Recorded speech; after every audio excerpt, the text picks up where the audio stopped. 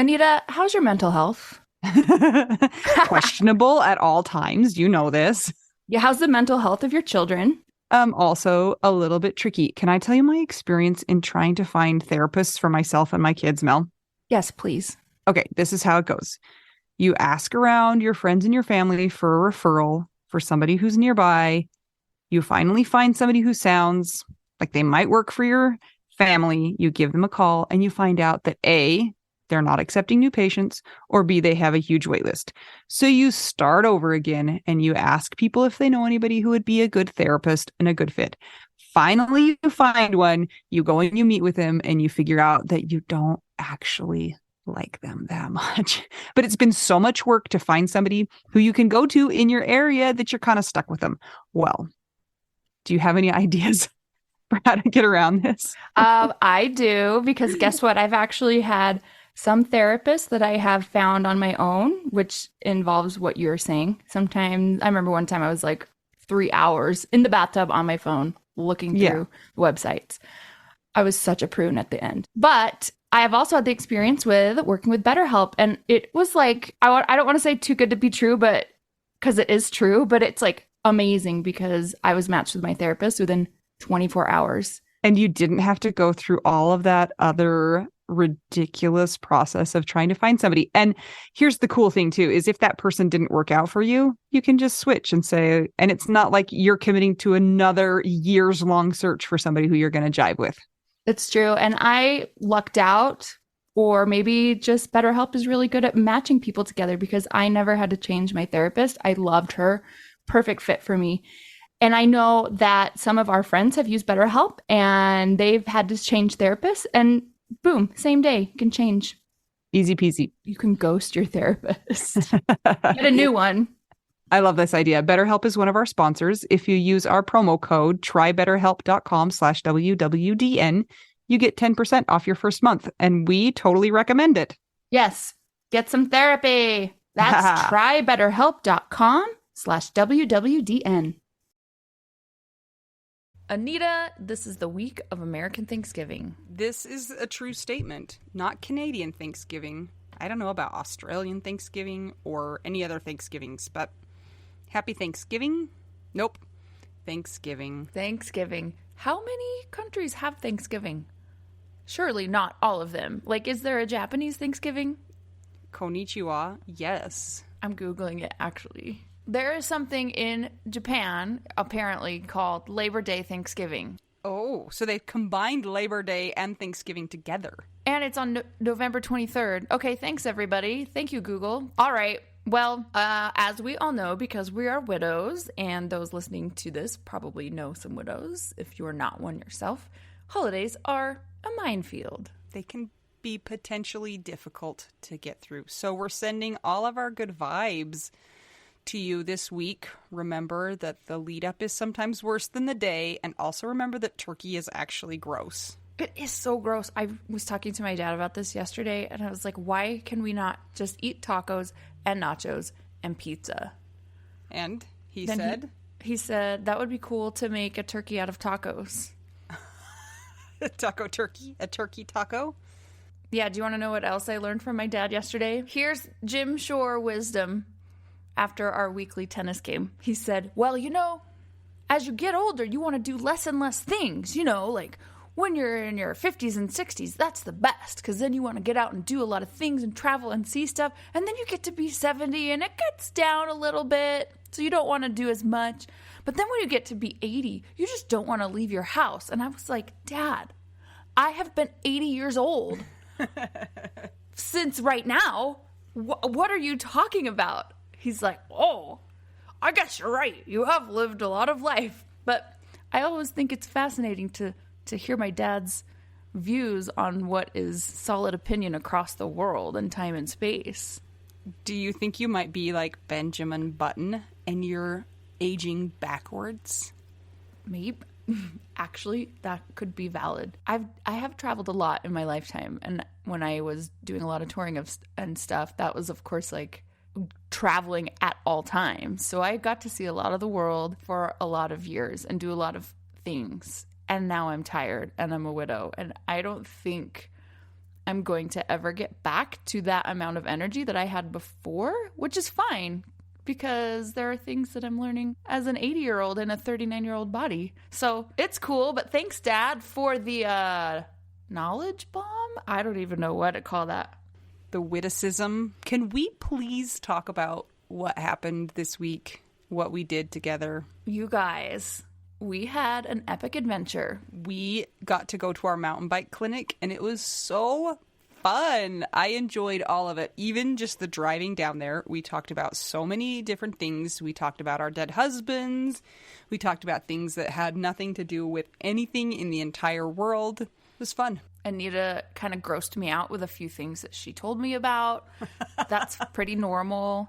Yeah, we had a good time, and we really loved getting to ride and get taught by Erica from Women in the Mountains. Yeah, it was really fun. And you know what I liked the most, Mel? That we were bonding. Okay. And that we got lots of cheese at the store. Now, if I say anything different, I'm going to feel bad. But actually, it's just as good. My favorite part was watching you get so excited about learning all of the things. Like, really? I found it so fun to, like, learn vicariously or to watch, you know, you be so jazzed and so thrilled about all of the stuff. Really? So that was my gosh. favorite part. Yeah. Aw, thanks, Anita. I know. It's true love. That's true widow-wife love right there. It is. And then we came home, and it was back to reality once again. And yesterday, I don't know what day it was. I took a little trip to the emergency room with one of my kids. No big deal. Normal. And NBD, he split his head open with the help of his older brother, who gave him a little shove. And he tripped and fell into the corner of the wall, so we had to go to the emergency room. But guess what? What? I kind of liked being there. It was quiet. They brought me snacks. I only had to deal with one kid, and he was just watching TV. So it didn't bother me too much that it took 6 hours. Question for you. Mm-hmm. Because I saw that wound. Mm-hmm. And then I thought, Anita does wound care. And then I thought, why does Anita not just do all the stitches on her own kids if she is a wound care specialist? Why? So many reasons. Number one, I don't do stitches. Why? That's just not one of my things. But you don't want to, or No. you just didn't learn? The wounds I deal with are not like lacerations. They're like big, open, gaping wounds that you don't sew shut. They have to like shrink. And That's so gross. Yeah, so it's different animal. And I am not a medical doctor, so I cannot inject any sort of analgesic. So that's the other reason, is because I can't numb that. And there's no way you're going to give stitches to a 5-year-old who can feel what you're doing. So. Oh, yeah, and this is not like 1836 where they just give the kid whiskey and hope for the best. No. I wonder what would happen if I tried to give him some whiskey. He'd probably be like, this Kool-Aid is terrible. Somebody would call CPS on you. That's what would happen. I do not need that anymore. Anyway, so life's back to an adventure and fun. And just before we started recording, the same 4-year-old just came in and said, I have to say I'm sorry for something. It was an accident. And I'm like, what? No. And he had somehow torn one of the cabinet doors right off of the hinges, and it's laying on the ground. So I was like, I'll deal with that after I record this podcast. There it lie on the ground. Anita, your life is a continual adventure. That it is. Do you want to hear my adventure this week, post actual epic bike adventure? Yes. I'm doing some classes that are for the Masters in Social Work kind of prerequisite thing. So one of the classes I have to take is a dumb generic class about human development across the lifespan. So at first when I got into this class, I looked through the curriculum and what we were doing in the weeks. And it's like, of course, explaining normal life cycle. Like, you are born here, and then you go through puberty, and then adulthood, and then elderly things, and then death. And I was like, okay, well, this is out of order for all of us widows, but okay. Yeah. And then I saw the assignments we had to do, and this one made me so excited to write just because I'm so good at it, because I've had to do it before. And do you want to know what it is? Mm-hmm. We have to write our own obituary. What? Yes, and for our non-American friends, that's a death notice. So I was super stoked to see that, which I know sounds very morbid, but I was like, oh, that's going to be awesome. So have you done it yet? Yes, I totally did it. And we had to write the first paragraph as the obituary. And then in the second paragraph, we had to write why we chose the things in there. And I was like, because I've written so many of these before. And unfortunately, as you notice in the first paragraph, my husband is dead and I have had to write one for him. So I am very well versed in obituary writing. And that is why I chose the things that I did, because I have real life experience. Boom, mic drop. The poor teacher is probably like, oh gosh.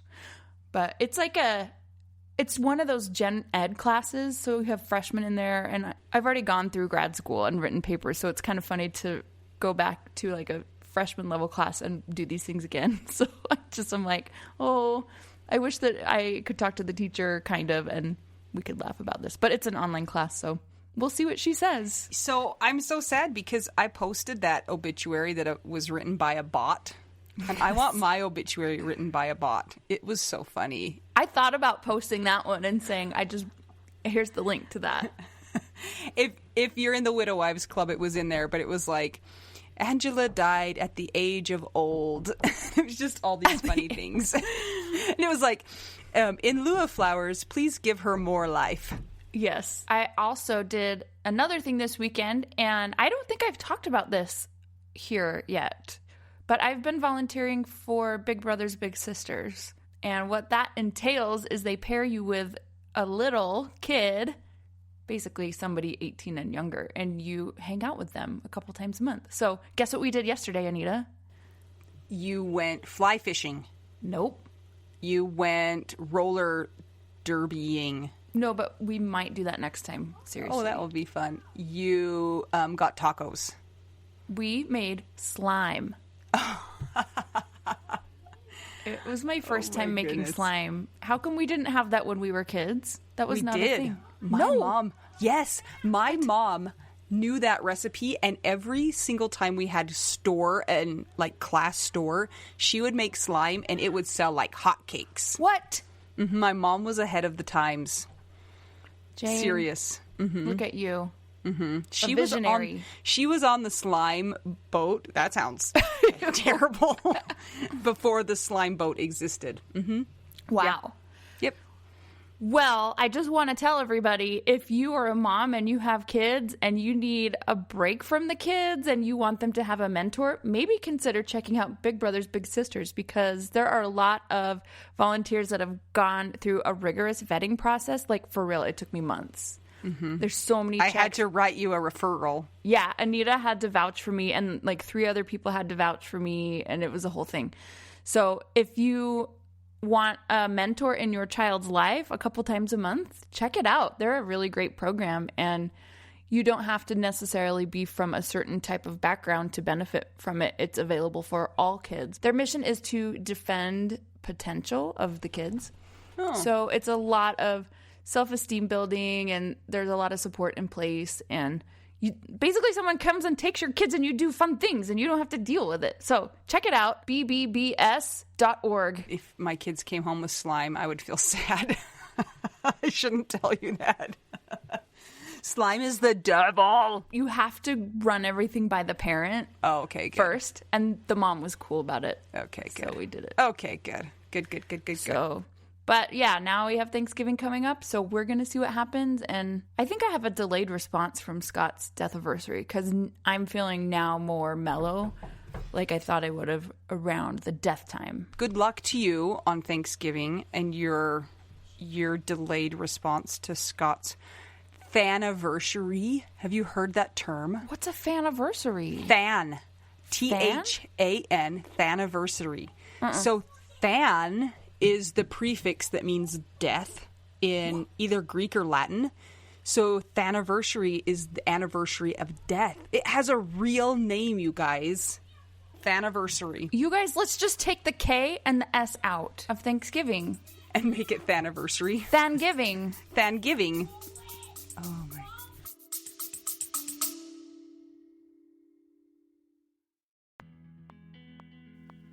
Sometimes we assume that unless we had a huge life insurance payout, we don't really need to know anything about investments or even finances. But guess what? A little knowledge of finances is critical for all of us. Maybe your partner was in charge of that stuff, and now you find yourself making all the decisions. Maybe you're mad about that. Maybe I am. Nicole from the He's Gone But the Money's Not podcast is here to help. She tackles financial literacy by telling the stories of women and widows and finance experts, and shares the lessons they've learned as certified financial planners. Whether you know a lot and feel confident in your financial decisions or feel unsure about all of that stuff, there is more to learn. Listen and subscribe to the He's Gone But the Money's Not podcast on all podcast platforms. This ad was paid for by Rockhouse Financial, an SEC-registered investment advisor.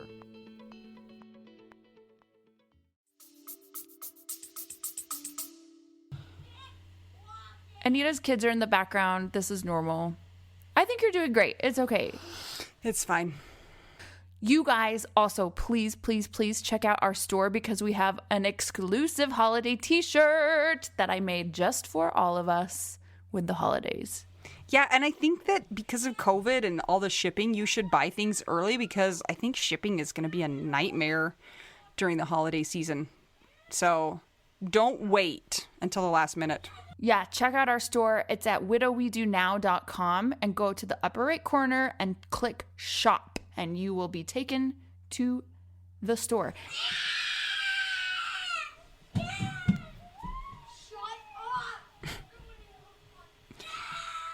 Can you hear this? No, I'm just worried somebody's going to end up with stitches again because you guys, just a sec. Hey, stop touching each other. He's screaming and he's trying to get in your room. But you're being just as loud. Get out of my room. I'm not done. I'm back. Welcome. Yeah. Okay. Yeah. So, check out the Widow Wives Club too. You guys, we've been having so much fun in there. And of course, there's also all the emotions. So it's a safe place to go if you are not feeling good. And a lot of times it's the only place where people are sharing their true feelings. So come and join us if you need it. And we have gotten a lot of new members, unfortunately. Sorry, you guys. People keep dying. It's terrible. So we would love to see you in there if you need it. I was trying to explain it to somebody the other day because their son had lost his wife to COVID, and I was telling him a little bit about it, and he was like, oh, he doesn't really want a support group that, you know, you share your feelings. And I was like, okay, you do, but it's also not like a super serious, like, I don't know. I couldn't even explain why he wanted to be there because I guess the son was pretty hesitant to join into any of those types of things. And I was like, we're different. We'll see. You know what? It's so interesting, too, because somebody also became a widower that's around our age, and I got asked the question about the group, and the same kind of thing came through where it's like, well, they don't want to talk about feelings. And it's like, I don't think people know what they don't know. Mm-hmm. I get it because I'm not one that's like, yeah, I want to go join some groups and like participate. I actually am doing better kind of being in charge of the group and helping that way and facilitating conversation. So I get it, but I don't know. Watching others go through stuff helps me as well. Yeah. And I love our community too because, man, people just, they open up in there and you can also just creep.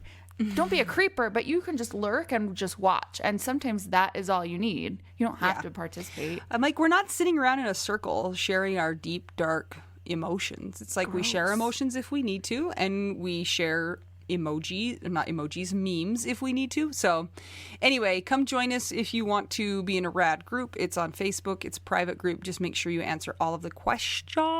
Plus, Sarah Kennedy is our cruise director, and there's a ton of comedy in there. So you guys, we've been having so much fun in there, even though it's like a sad place, but a good place.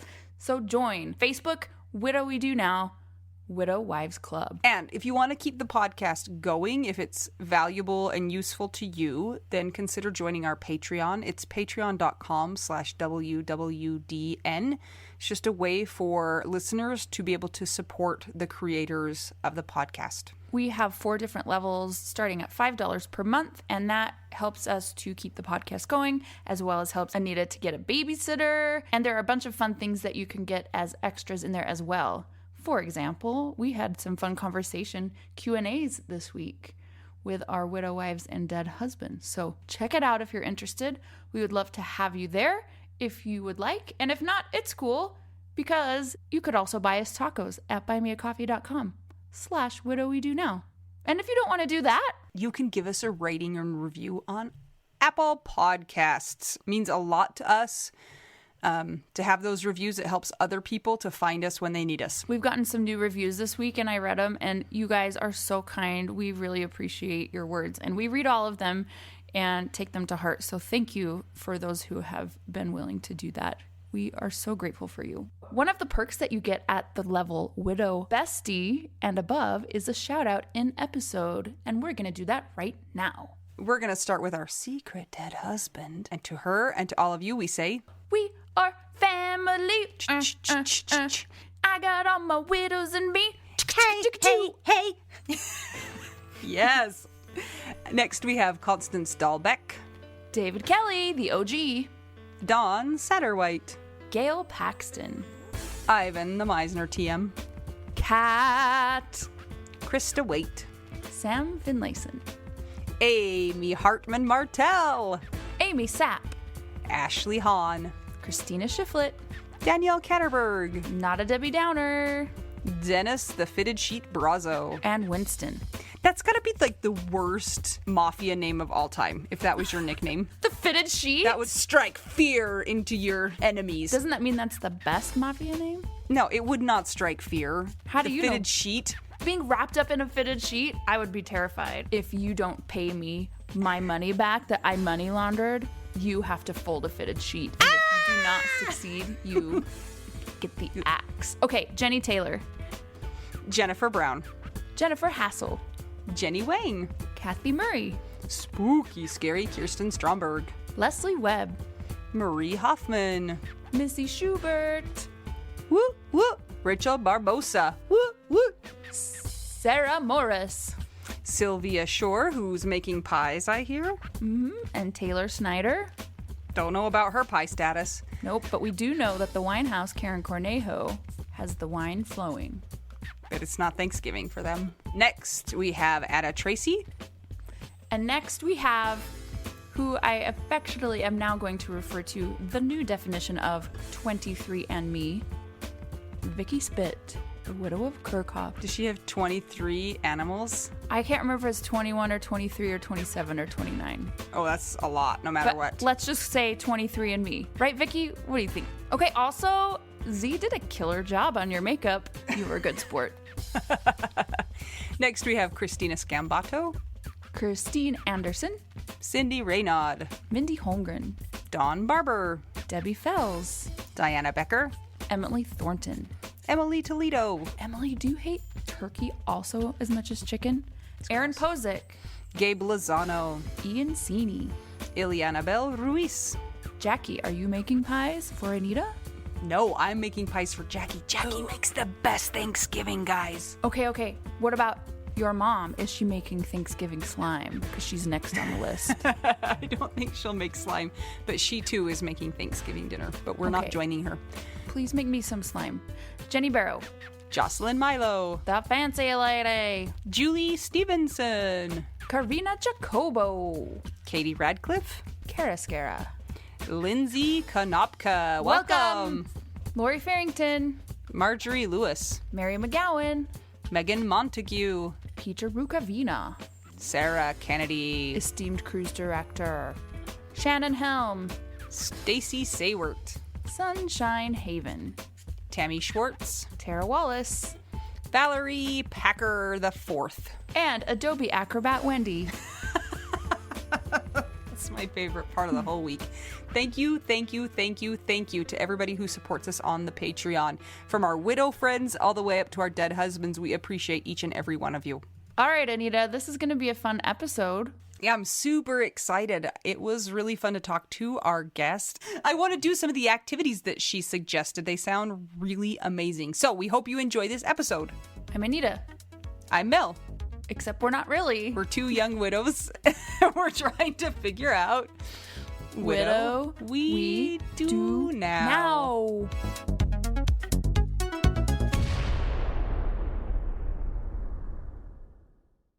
This episode is sponsored by The Misner Family Foundation in memory of Elisabeth Misner. This is Laura Bradbury, and I actually know Laura because she accosted me at a swimming pool once. Oh, that's how you guys know each other? It's true. It's semi-true. It's not actually the whole story, but it makes kind of a cool story, don't you think? I know her. Is Becky your younger sister? She's my older sister. Yeah. So everybody, I just cut out a huge portion of talk because it turns out that basically my family knows Laura's family. Nice to meet you in person. We just figured it out live on the podcast. Back to the original story of the accosting at the swimming pool, though. Laura came up to me and she was like, Anita, I'm a grief counselor. I'm a therapist. And I was like, oh, golly. And then I like grabbed her arm and I wouldn't let go for like 6 months now. We've been trying to get her on our program to talk to us. Welcome, Laura. Thank you for being here. Why did you decide to be a grief counselor? It's very niche. Yeah, that's a great question. And I had a feeling you would ask me, and I don't actually have like a solidly good answer. I went into social work and I knew that I wanted to be a counselor of some kind. And it was actually like, while I was in my master's program, my grandfather died. And so I had to go, I was in North Carolina for my program, and I left for like 3 weeks to come back to town for his funeral and other things. And it was kind of like, I had that introduction to my own personal grief right around the same time that I was in my master's program. And learning counseling skills and learning ways to support others. So there was some tie together there that I think paved the way for me to pursue grief. And then also when I was in graduate school, I started to realize that nobody else really cared about it.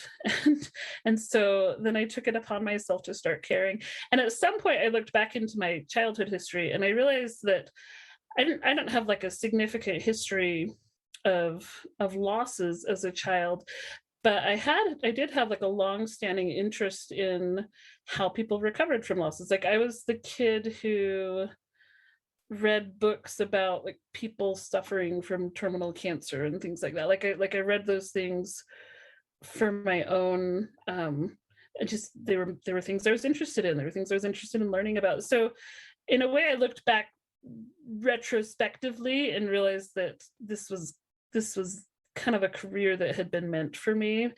And it sounds really weird, but I'm like really into grief. Like there's I know it sounds silly, but there's something really that just feels tremendously important to me about helping people who are hurting move forward and find ways to create these meaningful lives for themselves as they go forward. In like a mental health sense, grief is one of the few human experiences that's completely universal, and yet people don't study it enough. They don't care enough about it to have valuable supports in place. Like I talked to other mental health counselors and they still don't really know how to adequately support a grieving person.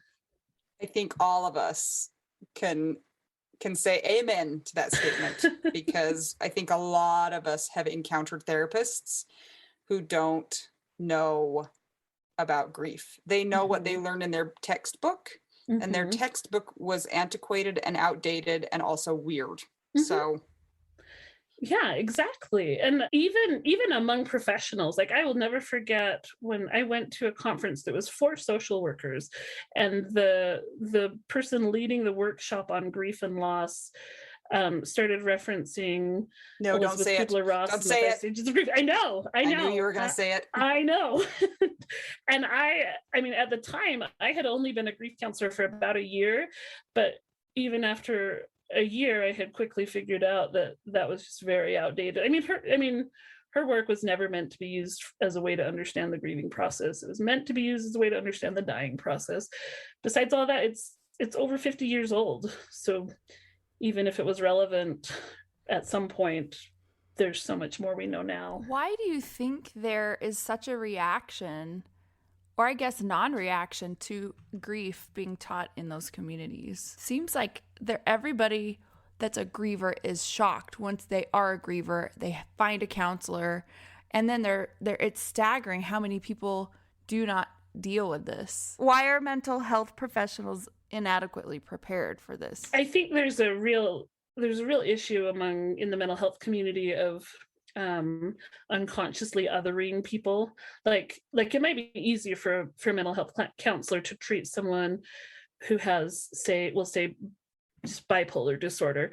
They can separate themselves from that because they're like, well, I don't have that. There's no risk of me getting it. They tell themselves whatever they want to tell themselves, but there's a sense of I am the clinician and I am treating this person who is suffering from a disorder, which is, there's sort of a power differential there, if that makes any sense. Mm-hmm. And I think that sometimes is a little easier for mental health counselors to do, whereas grief is something that we're all vulnerable to. Like if we haven't experienced it yet, we will eventually. And I think there's something really scary about that for mental health counselors. Like I think they don't always want to admit that they're vulnerable to the same things that their clients are suffering from. And so that's kind of just a theory of mine, but I have a lot of mental health counselor friends, and I think there's truth to it. Grief is not a disorder, and I guess the Diagnostic and Statistical Manual of Mental Health Disorders might disagree with me, but really it's not something we treat. Like we don't prescribe a cocktail of medications and other things to treat grief, and we work through it and we work with it. But I always think of grief as a challenge to be worked with, as opposed to a disorder that needs to be treated, if that makes sense. And I feel like there's a difference there. Yeah, you're more like a guide as opposed to trying to fix it, maybe. Yeah. You've been a therapist for several years, and now you're doing other things in addition to that as well. Will you tell us about that? So I got to the point where I was working as a therapist full-time, doing nothing but grief work professionally, and I loved it. I loved every second of it, really. But I got to the point where I started to realize, I think some of what you were mentioning a little bit ago, Anita, that a lot of the research around grief and loss is outdated, not always relevant to the person who's actually experiencing it. And so I found myself really wanting to contribute more to that body of research. So I shifted gears and decided to go back to school and get a PhD with a specific emphasis on grief and loss research. And so now I'm 2 years into that, and it has been a really interesting experience, because I think that was one of the first things I found out when I went back to school, was that there's not like much of a market for researching grief. Like the academic world is complicated, but one of the things that we talk a lot about is funding, and you have to do research where there's money available for it. Well, people aren't really putting that kind of money into grief and loss, so it ends up being sort of more up to me to figure those things out. But all of that said, I haven't given up. I'm still there. I'm still doing it, and what I'm particularly interested in is learning more about the things that people do on their own, like independent of a professional counselor, the things they do on their own to promote healing, and specifically things like day-to-day rituals, and the things that we do to help feel connected to the person who died. So that might be like things that you do inside your home or with your family to help you feel a stronger bond to your person. And I'm interested in learning more about those kind of things, and how / if, I guess, they contribute to healing. We've promised Laura that we'll tell her all of the things that we know. So she's 2 years down in her PhD, only like 17 more to go or something. Something like that. Yeah. It probably feels that way. It really does. One thing that we do, Laura, is a lot of the times, not all the time, but when we drive past a cemetery, we'll say, "Hey, Dad," and everybody in the car will say, "Hey, Dad." So that's one of our rituals that I wouldn't have thought of as a ritual until you were kind of explaining the idea of that ritual. I just flip off the sky. I don't know if that's a ritual. I love it. That's a great idea. I have some stories that clients that I've worked with have shared about some of the things they do. Like we have a lot of the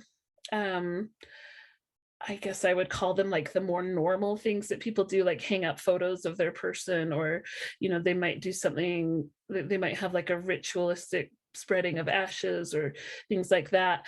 But I've also had I've heard some really interesting stories.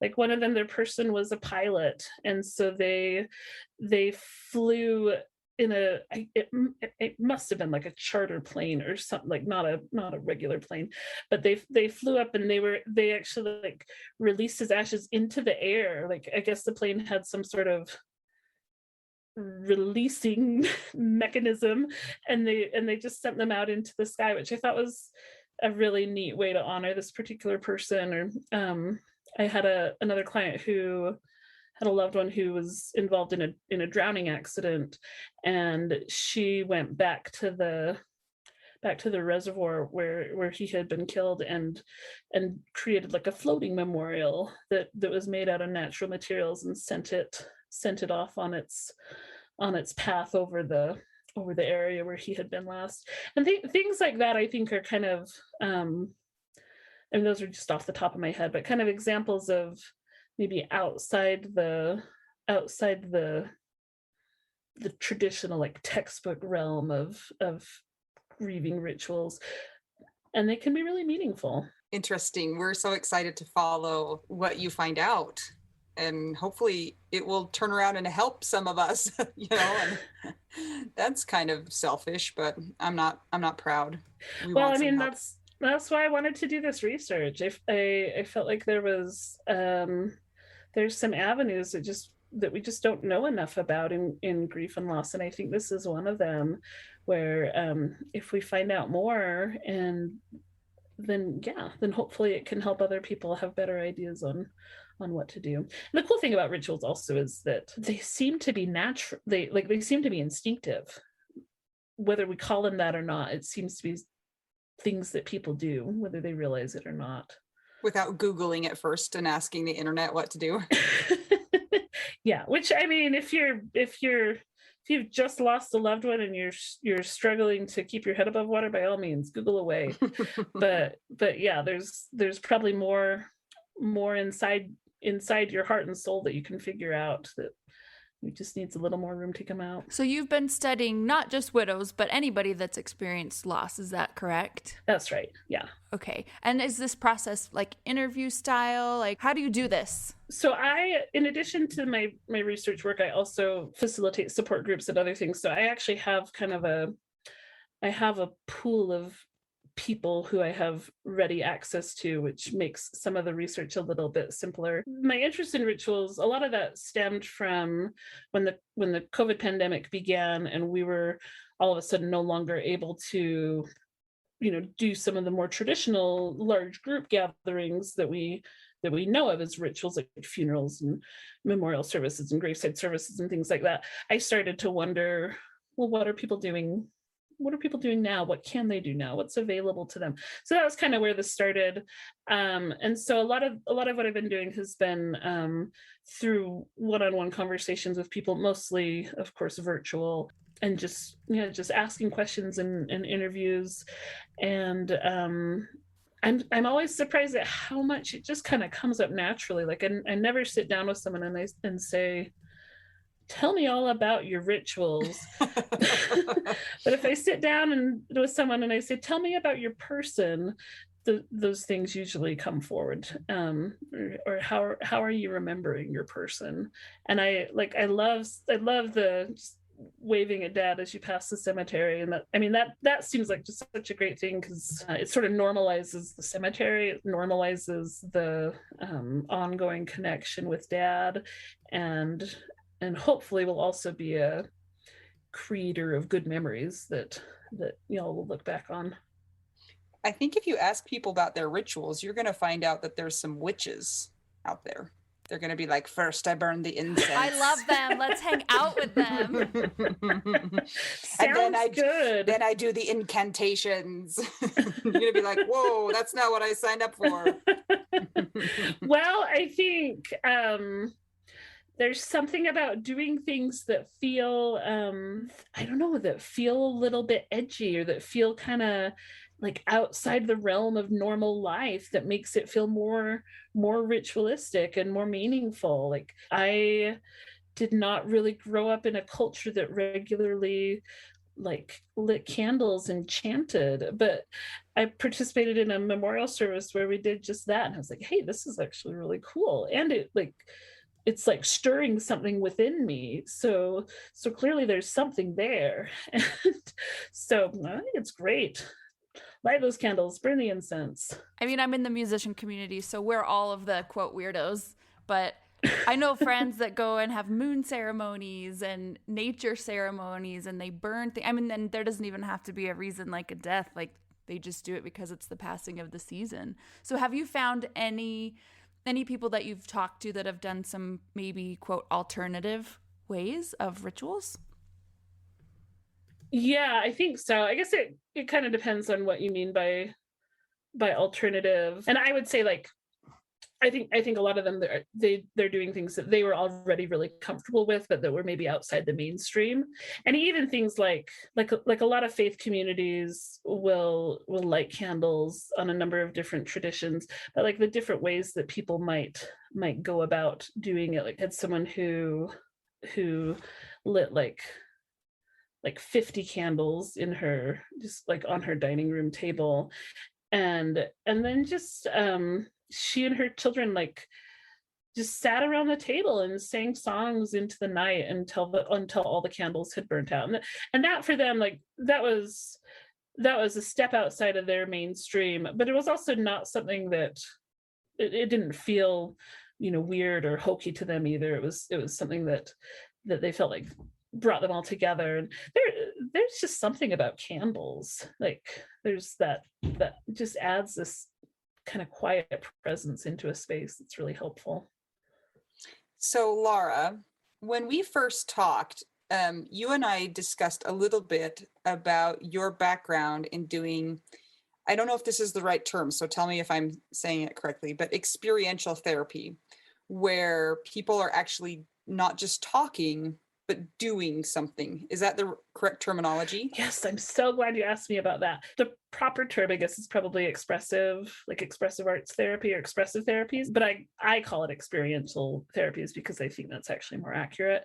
The reason I think it's more accurate is because it's really about more of creating an experience that's like a more holistic experience, as opposed to something that's purely verbal, which verbal is great. I'm a therapist. I'm a big fan of talking about your problems, but I have found that for many grieving people, there's not words for it. Like, there's not words to describe how difficult this experience is. And sometimes, especially in those first couple of weeks or months, I mean, it's hard enough to string a sentence together. Like, widow brain is a real thing, and it's just hard to process all those things. And so oftentimes when words are not adequate, being able to incorporate other parts of us, other modalities, is really helpful. So I'm trained in what's called expressive arts therapy, which is it's different than traditional art therapy, which is traditional art, like using colors and images and painting and things like that. Expressive arts therapy is a little bit broader. It defines art bigger and more broad, like art is music and movement and images and like sensory experiences. And so I had a lot of really meaningful experiences exploring grief using expressive arts. And one thing that I've found to be particularly helpful is any kind of experiential thing that uses multiple senses is like tremendously valuable. So like, we have speaking, which is one sense essentially, I guess hearing, and I guess sight, if we're being really really particular, but other things engage more senses. And so that's where expressive arts therapy, I think, is really useful, is that it can be really engaging for all different parts of us. I've taken, 4 kids to therapy, and it seems like those types of activities are very well accepted for kids.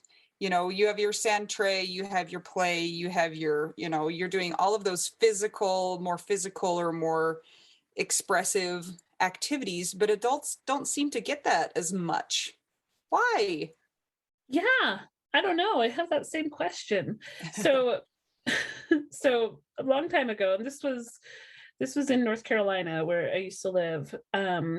I got trained in expressive arts therapy. I came back to work and I said to my boss, hey, I really want to develop a support group that uses expressive arts therapy now that I know how to do it. And my boss said, okay, but you're not going to get anybody to sign up. And I said, well, can we at least can we advertise it? And she was very supportive of that, but just also not really sure that it would work out. So we advertised it, and I think the first night, I think I had 4 people show up, and then they figured out how great it was. And then the next week I had a waiting list of 25. So I think there's some hesitation on the part of therapists to actually invite their adult clients to do those kind of things. And I can understand that. If I'm sitting face to face with someone who's, appears to be, I don't know, a fancy business person or something, and I'm gonna hand you a box of crayons and invite you to go draw on my wall over there, you're gonna look at me like I'm crazy. But once I figured out that I can ask people to do things and they'll generally actually do it. So I found that it's not so much the grieving people who are less receptive to it. It's more it seems to be more the therapists who are not quite comfortable inviting them to do those kind of things. What is a session like that for somebody? It can't just be here, just go color. Is it you're talking about things while they are doing the art? Are they incorporating the art into what they're doing? That's a great question. So I'll share an example of something that I think has been generally really well received by the folks that I've worked with, and it's a painting exercise where the initial part of the session, they're handed a palette, a blank palette, and there's a bunch of paint in front of them, just in bottles, and I'll walk them through a meditative exercise where they'll essentially go back in time to different points along their own individual journey of grief. And so and for each different point along their grief experience, they'll be invited to select a color that represents their feelings during that time and squeeze that color onto their palette. And so for example, it might be if the death was unexpected, think back to that moment before you knew that something was wrong, before that was confirmed to you, but the very first moment that you had an inkling that something might be off, and squeeze some paint onto your palette that reflects how you felt during that moment. And then the next moment when it was confirmed to you that something was very wrong, how did you feel that? And add paint in that color to your palette, all the way along the way to to how you're feeling now. And then maybe taking it even a step or two further of add some color that maybe represents what you would like to feel, or hope that a color that represents hope to you, those kind of things. And then so the first part of the exercise might be more of a meditative, contemplative thing, as they're just quietly gathering the colors that reflect the different points of their journey. And then the second part, I just give them a blank canvas, or depending on my budget, a blank large sheet of paper, and tell them to use that palette to actually just create their journey. I want to do this. I will. That's so cool. I will do it with you if you would like. Oh yes. It's really it's perhaps of all the interventions that I've actually created myself, that's probably the one that I'm the most proud of, and the one that's been the most successful. We've just started in-person meetups, in different areas. And hey, Utah people, Laura, maybe you would like to do something like this. I am always up for a little expressive arts work. That's really, really great. And that one in particular, so there's some benefits to an exercise like that. I have to describe the whole thing because I'm just getting excited. It's really cool. So what I did for that one was I took this room, and I worked in just kind of a normal office building. So like I didn't have a lot of flexibility with like how I could set things up, but I took our conference room and I covered it from floor to ceiling with these drop cloths. I just basically turned it into this painter's studio, and then set it up so that everyone in the group had their own little section. So it was almost like they all had their own kind of sacred space that they could be in to create their piece and to do their work and to mix their palette together, like to blend those colors however they wanted to. And then they attached their paintings to the wall and then like painted on the wall, which was something about that, even just like the movement of it all, in addition to the colors, in addition to the meditation, was just really, really powerful. And then we treated it like an art museum where we walked around to each individual piece and examined it. Didn't examine it per se, but let the person have a chance to introduce their piece to us. They gave their pieces a title, and there was just something really magical about it. And again, that one in particular was just really cool. It gave them like a larger than life thing to take home with them if they wanted to. And not everyone decided to keep it, which is also, of course, okay. But it gave them something that was like a visual representation of what they had gone through, which I think for many people was really helpful in validating their feelings. So you're like Bob Ross. The Bob Ross of grief. Yes, sounds good. I will take that. I will take that identity. And like Bob Ross, I try really hard, and I think anybody who's attempting to do anything, particularly anything like that where there's like an artistic component to it, I try really hard to emphasize that expressive arts therapy is not, it's not art lessons. It's not art critique.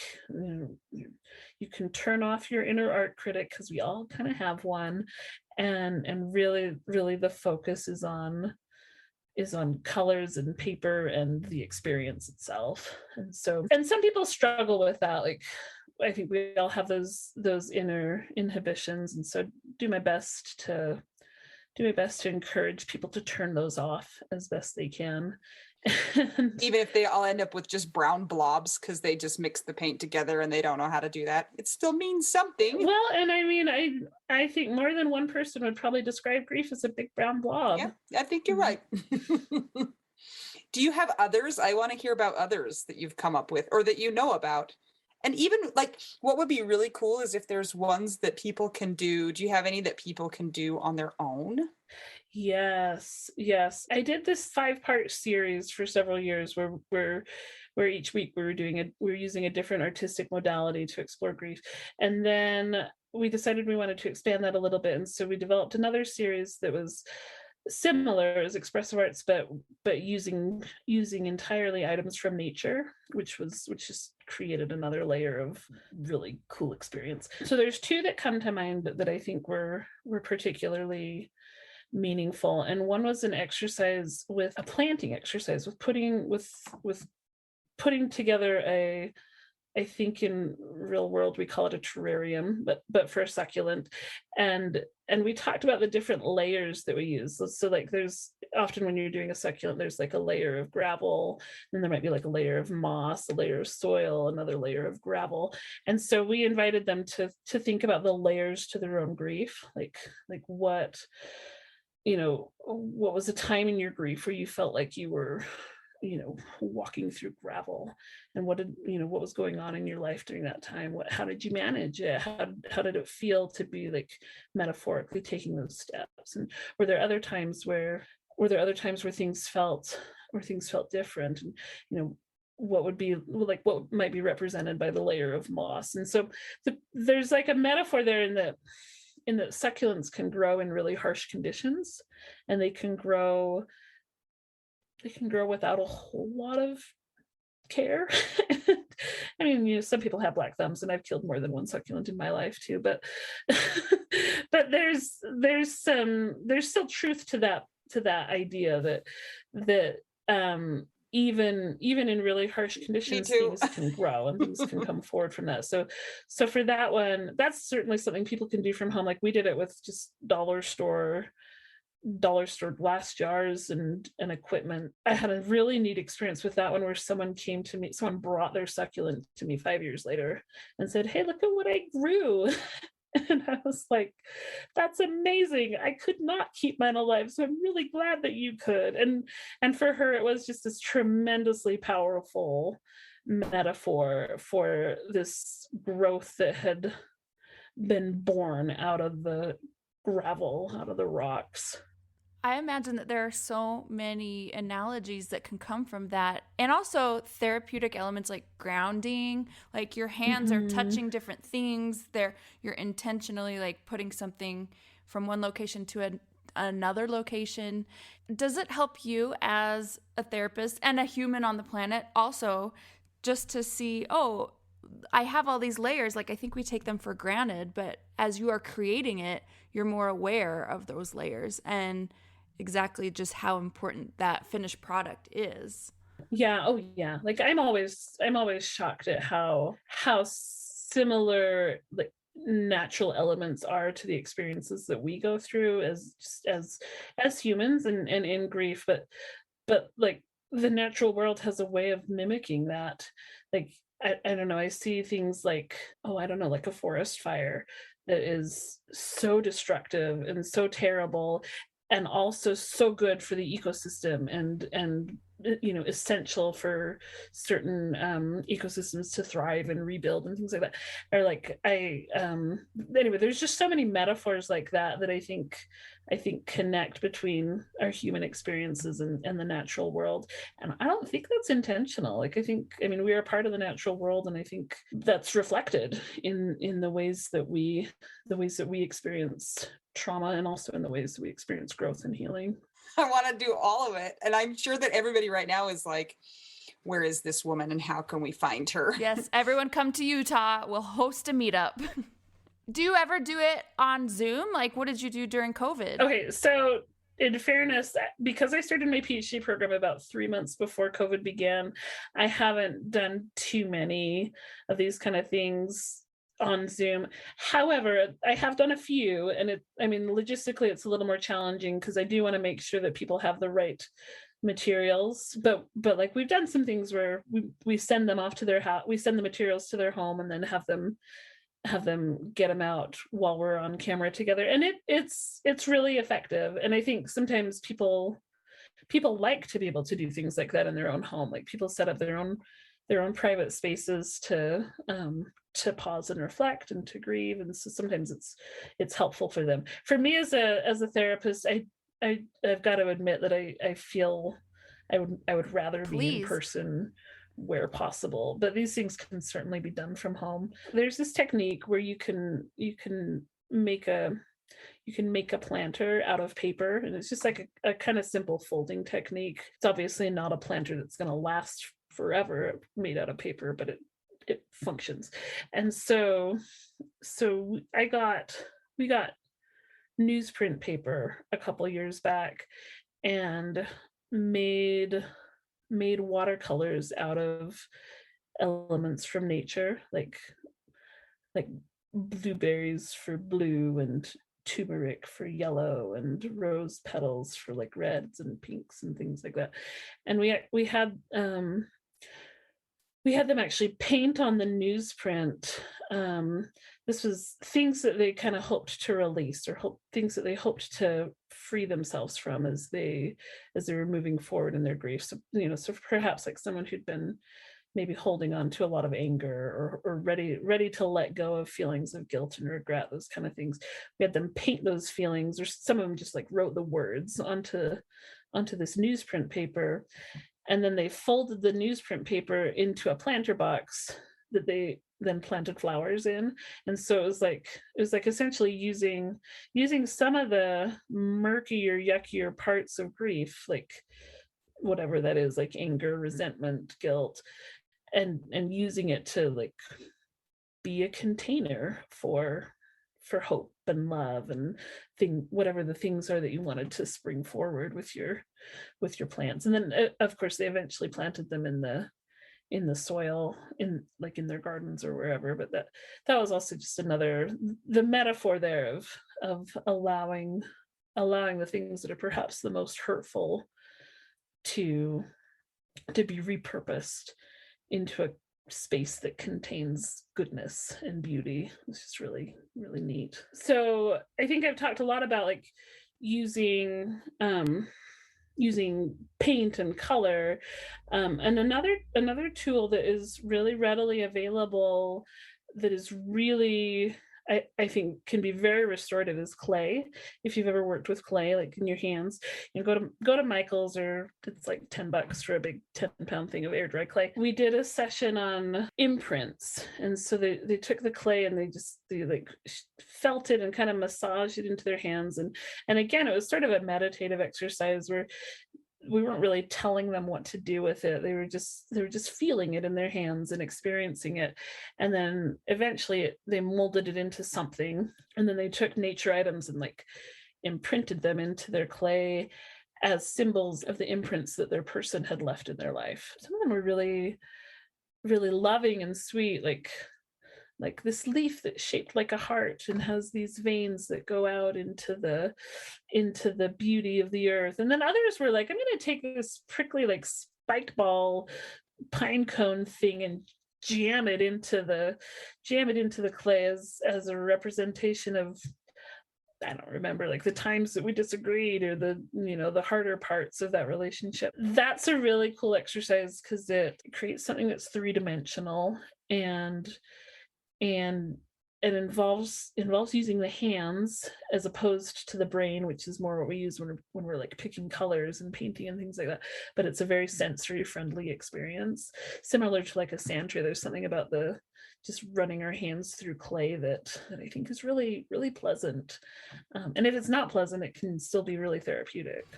I love clay. I did a pottery night with some fellow widow friends, and I was surprised how much it was helpful to work with that. Now I know that's a little different because it's like on a wheel, but yeah, there's something about the clay that just like is helpful. Yeah. Mel was having her own ghost experience. There's something about just like for me, and I realize that everyone is a little different, but like for me, getting my hands dirty, like doing something that incorporates my whole body instead of just my mouth and my ears is just really, really valuable. For folks who have the space and the capacity for it, there's something really, really powerful about like digging in the dirt, planting gardens. And even if you're not like a capital G gardener kind of person, digging in the dirt is really where the therapy comes into play. Like planting the plants is wonderful, but getting down on your knees and like working with the dirt, I think, is another thing that fits in that experiential realm and people find really meaningful. Are you trained in EMDR? Yes, kind of minimally. Like I had started to get trained on it, or I had started to work on it when I quit my job and started a PhD. So trained, not so experienced. The Body Keeps the Score is my favorite book of all time right now. So listening to you talk about this and reflecting back to that book and Bessel van der Kolk's work, it's just pairing along so nicely, of course, with people that have undergone trauma and the physical element. When you just said, yeah, there's stuff that I need more than just my eyes and my mouth to take part in. Right. And so that physical element seems like it would be really helpful, kind of helping that trauma to be processed. Is that true?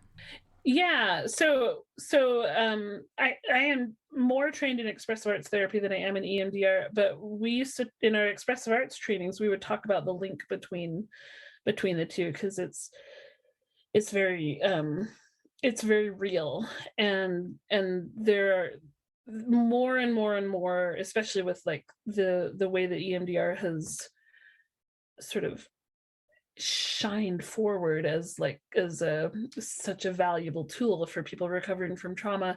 The more we know about EMDR, I think the more we realize that there's so much more to us than just this, that there's a lot that needs to happen in the rest of our body in order for healing to really happen. And yeah, there's definitely links. I've had clients who've done expressive arts therapy while also going through EMDR, and they seem to be a pretty nice supplement to one another. Do you have any activities where you break things or hit them with hammers or destroy them? Not asking for any particular reason. I don't have rage. I'm so glad you asked. I'm so glad you asked, Anita.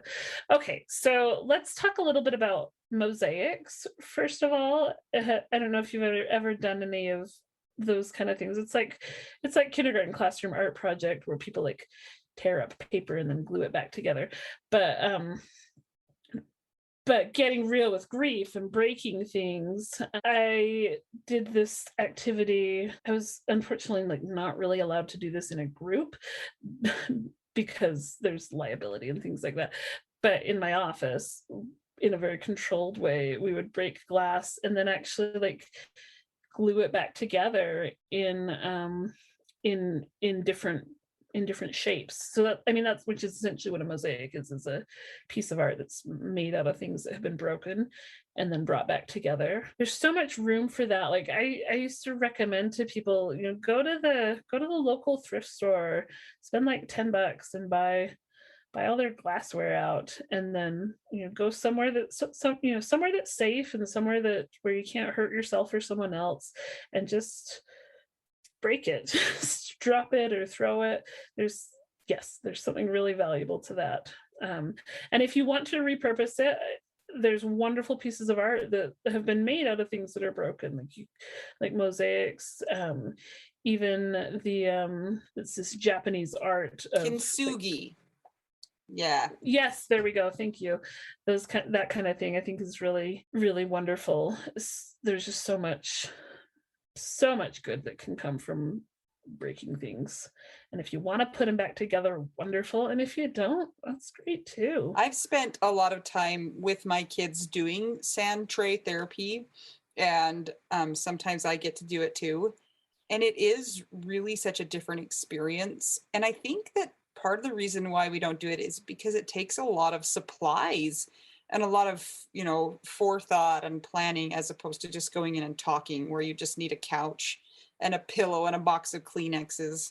So the bar is high, the entry point is higher for these kinds of activities. But oh my goodness, it sounds so valuable to do so many of these. Certain things like sand tray therapy, for example, the full-on, really symbolic, big sand tray work is pretty involved. It involves a lot of time and effort, and usually it takes the therapist a lot of time even to have the supplies that they need for that. And as you might be able to guess, a lot of therapists don't have a super high budget that they can work with on those things.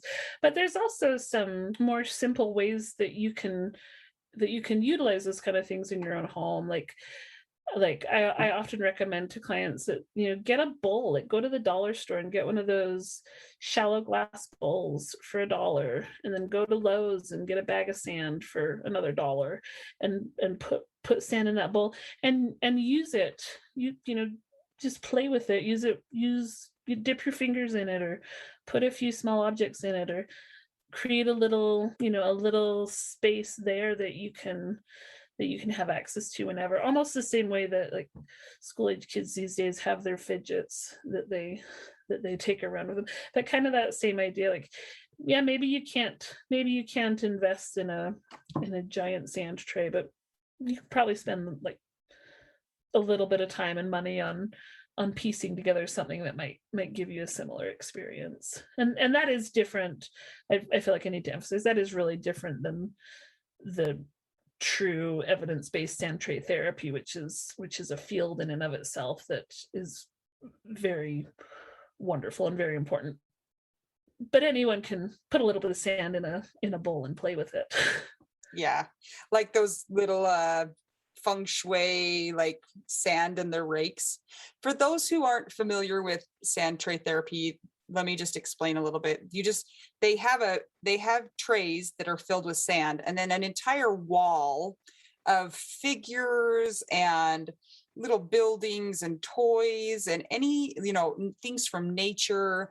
And then you just get to kind of create your own world. But the room is full of little knickknacks and, I mean, probably thousands, hundreds of little toys that you're able to kind of represent what's going on in your mind with those toys. And that's why there's a lot. It's not like a normal person has all of those things just lined up on a shelf waiting to be put in a sand tray. So, and it's just a really valuable way for both kids and adults to process things that they might not have the language or the words for.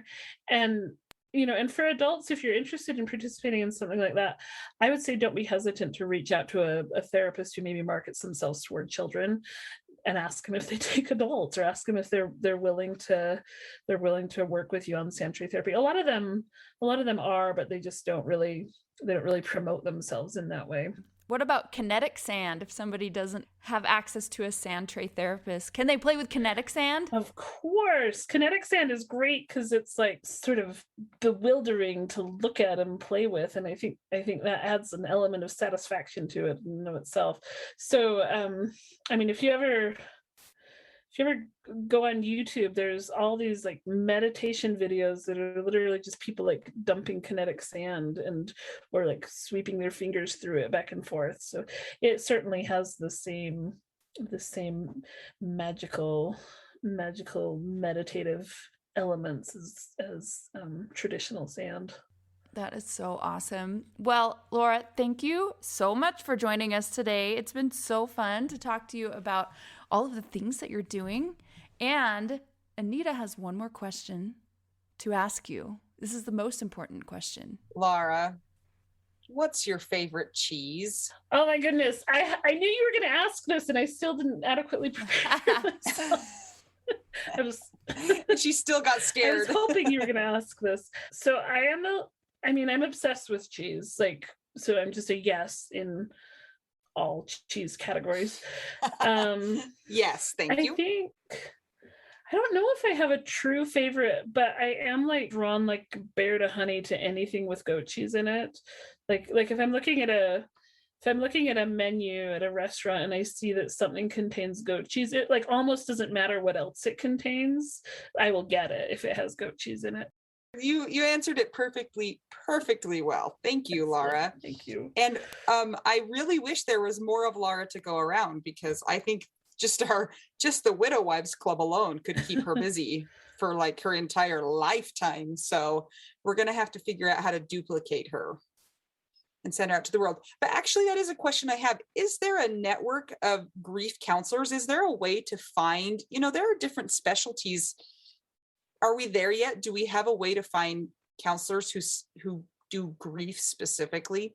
If you're in the United States, depending on which state you're in, my recommendation, and this is true for almost any state except Utah, my recommendation would be to reach out to your local hospice organization, because they are required by like Medicare regulations to have a grief support program that's community based. In other words, that supports anybody regardless of whether their person was on hospice or not.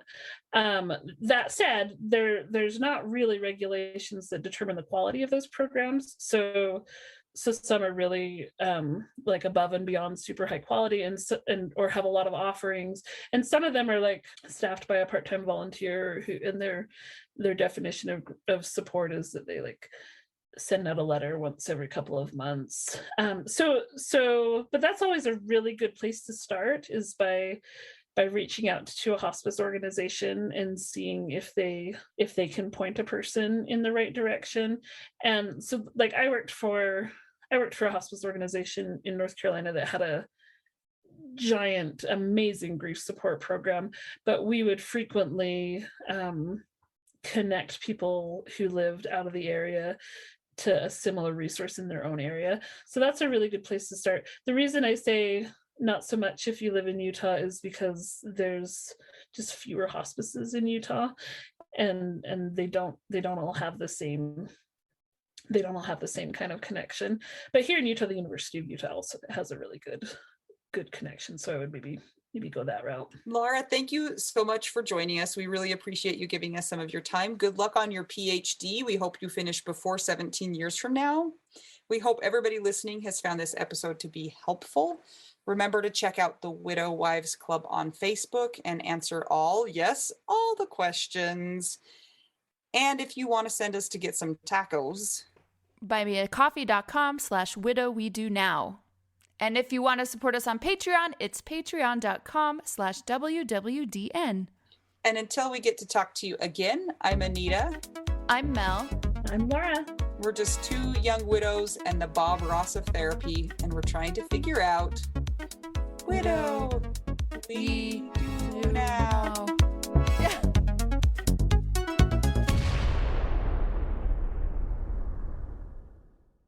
This is my favorite thing to discuss with you. Tell me, what is it? One of my favorite things. I do enjoy tacos and cheese and dogs. This is about how you cannot pay hundreds and hundreds of dollars for a phone plan, especially when you're a widow, your person is dead, you might have kids, you might need another option, and you just want your phone to work, you want unlimited texting and service, and you want it to be like $25 a month. It blows my mind that they have plans that start at $15 a month. That is so cheap. And the cool thing is it uses other 5G networks, and so you don't have to pay extra for that, and you still get great service. Yep, Anita and I have traveled all over, and I have used my phone. So I highly recommend it. And my mom's even on it. When my dad died, we put his phone down to the cheapest plan, which is $15 a month. And I think my mom's on the $20 a month plan, and it's so worth it. It's so much cheaper than what we were all paying before. So I highly recommend it. If you're on a budget or not, who cares? Ryan Reynolds is in charge of the company, and they send you free stickers with Ryan Reynolds temporary tattoos. It's kind of the best. So if somebody wants to sign up, what can they do, Anita? Go to trymintmobile.com/WWDN. Seriously, you guys, such a great idea. Save yourself some money. And if you're worried about losing data or having any changes with your phone, not going to happen. They walk you through it. Everything's fine. It's the easiest process of all time. Again, that's trymintmobile.com/WWDN.